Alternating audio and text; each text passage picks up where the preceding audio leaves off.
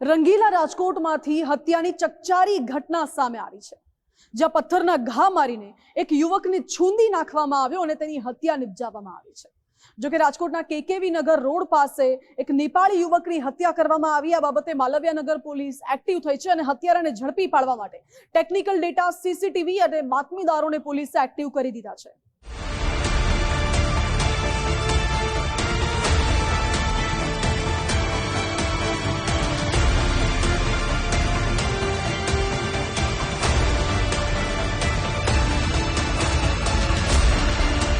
રાજકોટમાં ધૂળેટીની રાત બની રક્તરંજિત। નેપાળી મૂળના એક યુવકની મોઢે પથ્થરના ઘા મારીને ક્રૂરતાપૂર્વક હત્યા નિપજાવવામાં આવી। મૃતક રાહુલ વિશ્વકર્મા ઢોસા બનાવવાની સાથે જ રેસ્ટોરન્ટમાં વેઇટર તરીકે કામ કરતો હતો। આ યુવકના ઓચિંતા મોતથી પરિવારમાં કલ્પાંત છવાઈ ગયો। નેપાળી યુવકની હત્યાના ઘટનાક્રમ પર નજર કરીએ તો રાજકોટના જાણીતા કેકેવી ચોક પાસે બ્રિજ નીચે લોહિયાળ ખેલ ખેલાયો। રેસ્ટોરન્ટમાં કામ કરતો રાહુલ તેના પિતાને મળવા પહોંચ્યો હતો। મધરાત્રે 2:30 વાગ્યાના અરસામાં મૃતક રાહુલ અને અન્ય યુવક વચ્ચે મોબાઈલ જેવી સામાન્ય બાબતે માથાકૂટ થઈ। આ બોલાચાલી ઉગ્ર બનતા નેપાળી યુવક રાહુલ વિશ્વકર્માને હત્યારાઓએ નજીકમાં પડેલા પથ્થરના ઘા માર્યા। આ મારામારીમાં મોઢું પથ્થરથી છૂંદાઈ ગયું। ગંભીર રીતે ઇજાગ્રસ્ત રાહુલ વિશ્વકર્માને આસપાસના લોકોએ 108 મારફતે ત્વરિત સારવાર અર્થે રાજકોટની સિવિલ હોસ્પિટલમાં ખસેડ્યો। તો પોલીસ દ્વારા યુનિવર્સિટી રોડ પર આકાશવાણી ચોક નજીક ભગતસિંહજી ગાર્ડનની પાછળ આવેલા આવાસ ક્વાર્ટરમાં રહેતા રાહુલના પરિવારજનોને જાણ કરાઈ। પોલીસે મૃતકના માતા, ભાઈ અને બહેનને મારામારીમાં રાહુલ ગંભીર રીતે ઘવાયો હોવાનું કહેતા જ સ્વજનો હોસ્પિટલમાં પહોંચ્યા।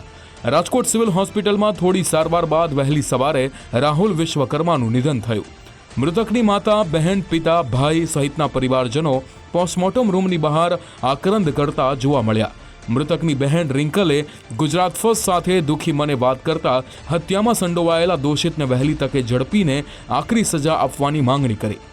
હવે સાહેબ એમ કહે છે કે કંઈક મોબાઈલ એ ભાઈનું કંઈક કહે છે, હવે મને નથી ખબર કઈ બાબતમાં છે, ખાલી એટલી ખબર છે કે એને હત્યા કરી છે મારા ભાઈની।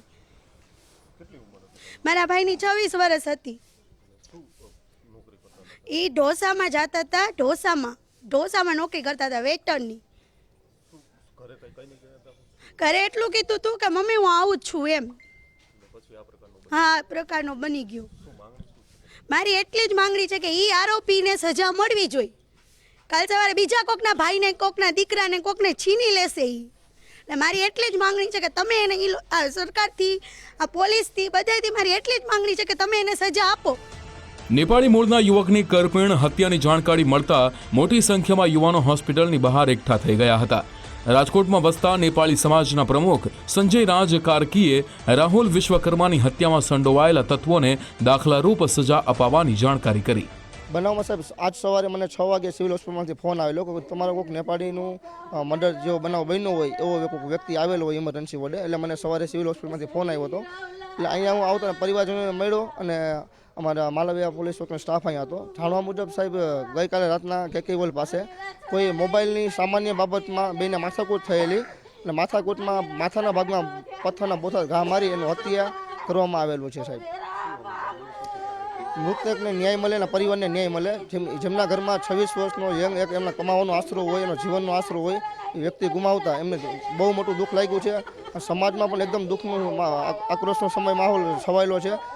પરિવારજનો ન્યાય મળે, મૃતકને ન્યાય મળે અને આરોપી ઉપર કડકમાં કડક પગલાં ભરાય અને સજા થાય એવી અમારી સમાજની માંગ છે।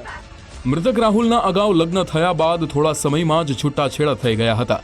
ઢોસા બનાવવામાં માહેર રાહુલ રાજકોટમાં કામ ન મળતા થોડાક સમય માટે કોઈ ઓળખીતાની સલાહ પર સુરતમાં કામ કરી આવ્યો હતો। મૃતક રાહુલના માતા પિતા પણ અલગ રહે છે। રાજકોટની માલવ્યા નગર પોલીસે હત્યારાને ઝડપી પાડવા તપાસ હાથ ધરી છે। આ માટે ટેકનિકલ ડેટાની સાથે જ આસપાસના વિસ્તારમાં લાગેલા સીસીટીવી ફૂટેજ ચકાસવામાં આવી રહ્યા છે। મૃતક રાહુલ પ્રેમસિંહ વિશ્વકર્મા છે અને મૂળ નેપાળનો છે અને અહીંયા એના ભાઈ તથા એની માતા સાથે ગુજરાત હાઉસિંગ બોર્ડના યુનિવર્સિટી રોડ ત્યાં ક્વાર્ટરમાં રહેતા હતો અને હોટલમાં છૂટક મજૂરી કરી કામ કરતો હતો।